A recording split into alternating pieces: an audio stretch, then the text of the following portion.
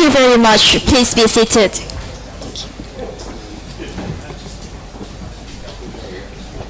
Next, we are very delighted to have a speech by Mr. Martin Griggs, the CEO of PATA, on the topic PATA Next Gen, Walking the Talk. PATA, as a 60-years-old organization acting as an catalyst for the responsible development of travel and tourism within the Asia-Pacific region, we provide travel industry leadership and counsel to over 80 government, city and state tourism body, nearly 50 international airlines, airports and cruise lines, and many hundreds travel industry companies across the groups. Mr. Martin Griggs advocates the PATA next generation mindset, and the momentum is growing. So may I now invite Mr. Martin Griggs for his presentation. Thank you.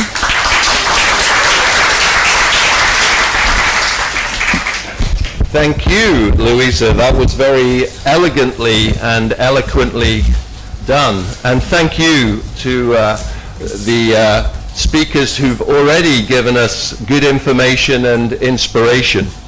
So I have 10 minutes and my eye is on the clock. I have a little reputation for talking too much sometimes, but I will keep it to 10 minutes. Because it's really such a pleasure to have the chance to say a few opening welcoming words.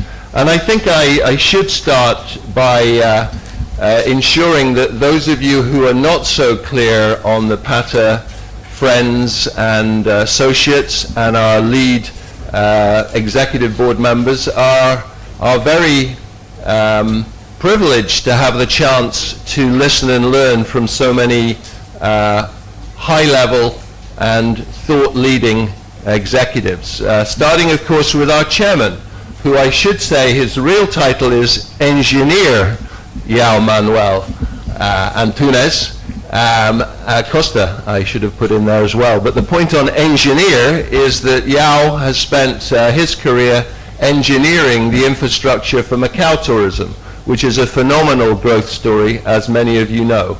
And he is leading PATA as chairman over these 2 years. We also are delighted to have so many leading academics supporting us with our links with over 60 universities. But can I start by recognizing a couple of the statistics that Professor Dr. Songkit mentioned.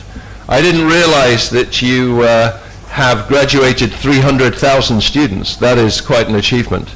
And the fact that you started in law and politics is also of some interest, because that is, as you indicated, the absolute foundation of a society that functions effectively. And we believe we belong to that society in everything we do in travel and tourism. Graduating 7 prime ministers is also quite an achievement. So well done to Thammasat, and one of you Thammasat students, you have a lot to live up to. So please do pay attention today. Walter, thank you for your thought-provoking comments as well. Indeed, there is an incredible contribution to be made. You are all agents of change, as Walter said, agents of innovation as well. So in my remaining 7.5 minutes, I have been asked to walk the talk, and I'm always a little more comfortable moving and keeping an eye on the screen. So Melissa's going to keep me on time, and I'm going to talk you through a few charts, which I hope you can see. PATA Next Generation. Why that name? Well, when I came into this job 17 months ago, I arrived here, by the way, in the middle of the great floods at the end of October 2011. It was my 30th visit to Thailand, but the first time I came to live here. I lived in Hong Kong for 20 years and worked for aircraft manufacturers, by the way. But when I came here, I realized, A, we had an immediate crisis in communication, which Bert is very familiar with as he leads our crisis communication group. But also we had to decide what was our road ahead.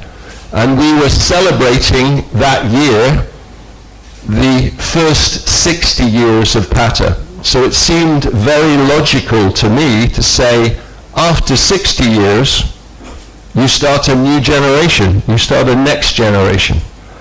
So the PATA next generation is to show absolute full respect to the PATA pioneers, but to say to you, particularly those of you coming into the industry, you are the future, you are the next generation, you are the ones who are going to have to make the difference in a very complex and difficult world situation. Let's not kid ourselves. It's not easy out there to create a stable economy and to create sufficient jobs. That's the challenge. So next gen comes from that. The Youth Forum is basically linked to an initiative started at our 61st AGM in Kuala Lumpur when Barry Hobson kindly hosted the April the 18th event at Taylor's, and that led on to an event very memorably last year on the 27th of September in Manila when we went to the Lyceum University. Great date to remember because it was World Tourism Day, and we had the first of a series of debates between myself and Imtiaz Mutbil, who is here with us and will be moderating one of the panels later. And that's a tradition we intend to continue.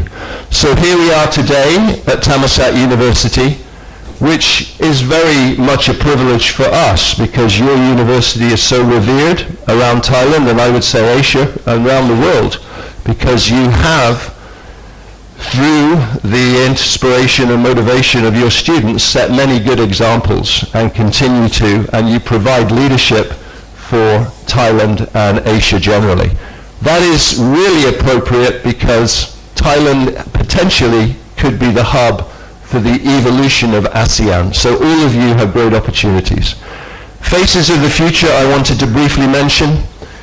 These are three of our previous faces, starting with Mac Patel, who's now working here in Bangkok, born in Fiji.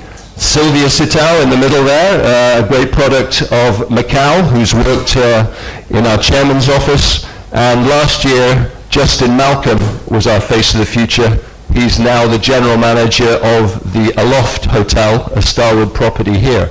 So these faces of the future are now in very influential positions. And you're going to hear from this year's Face of the Future, James Maybe, who's coming up on one of our panels this morning. So there you go, for you young guys and girls at the back, that's what you should be aiming for. These are 6 of our active student chapters. As I said, we have connections with 60 universities, but these chapters have been particularly active. And I want to point out that Kate Chang, put your hand up, Kate, do stand up. Kate is managing our office in Beijing and is doing a great job working with many student groups inside China. And she's brought with her Echo. You have to stand up too. Echo is now working with Kate there. So that's some of our faces that are linked to the student chapters.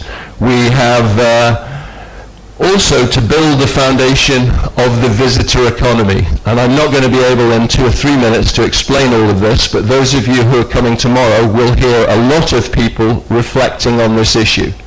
That the time when tourism was seen by some politicians as a small, fragmented, second-rate industry are long gone. Congratulations, you've all chosen to join an industry that's growing, that is doing good in the world, and that is morally and financially vital. So I won't make the long speech on that, you'll hear more about it tomorrow.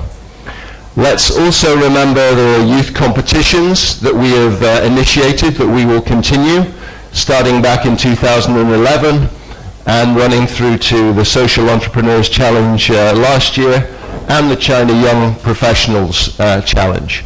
So we're very open to your suggestions of how you'd like to see more PATA initiatives. Because you know fundamentally PATA's job is to join up the dots, to be in the center of a very big community. Remember, our region starts in Istanbul and goes right down to Santiago, Chile. That's 17 time zones and 104 countries and destinations. So we have a very big patch to work on.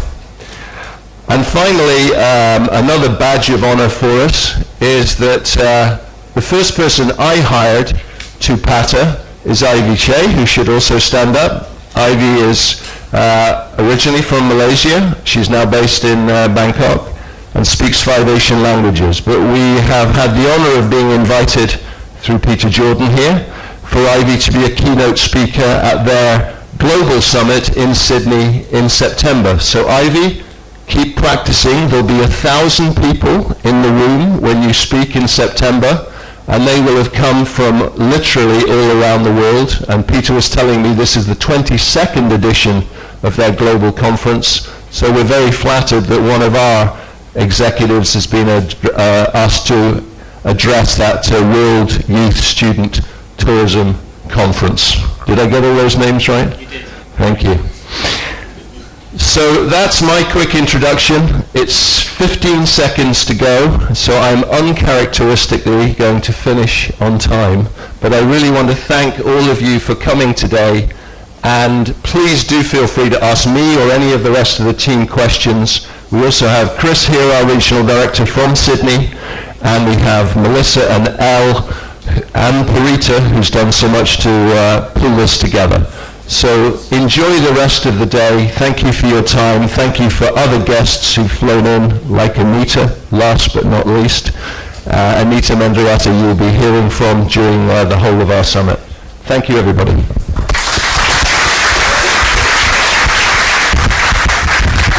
Thank you very much, Martin. Please be seated. Thank you.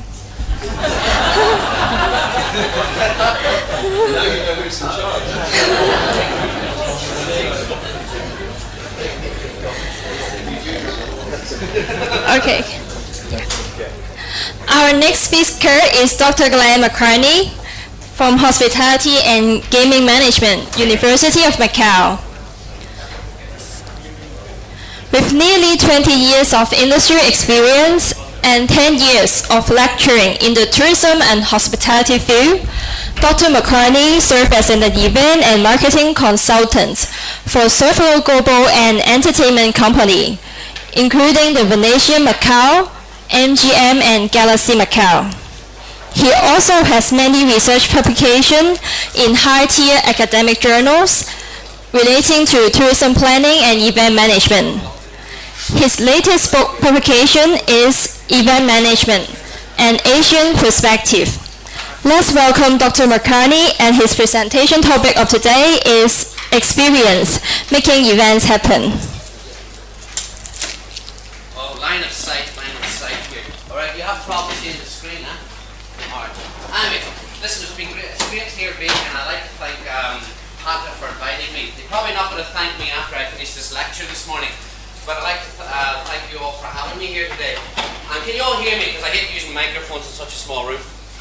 All right, great. I have microphones built in. All right, so what we're going to do here this morning is I'm going to turn off the lights a little bit. I'm going to show you a video. I'm going to get straight into it because you want to hear something about learning about event management, okay? It's a super cool part of event tourism, all right? So I'm going to show you a video to all you students. It's a 5-minute video, and I want you, when you watch the video, quickly say to yourself, if I wanted to organize this concert, what sort of person should I be? All right? That's it. Let's play the video and switch off the lights. All right, I hope this works. And I'll come back in 5 minutes. Can we click it? That video there. All right? All right. Let me switch off the lights. And if you can't see it,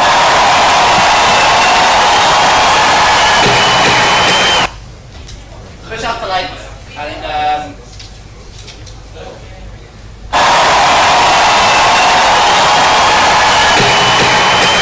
Aung San Suu Kyi.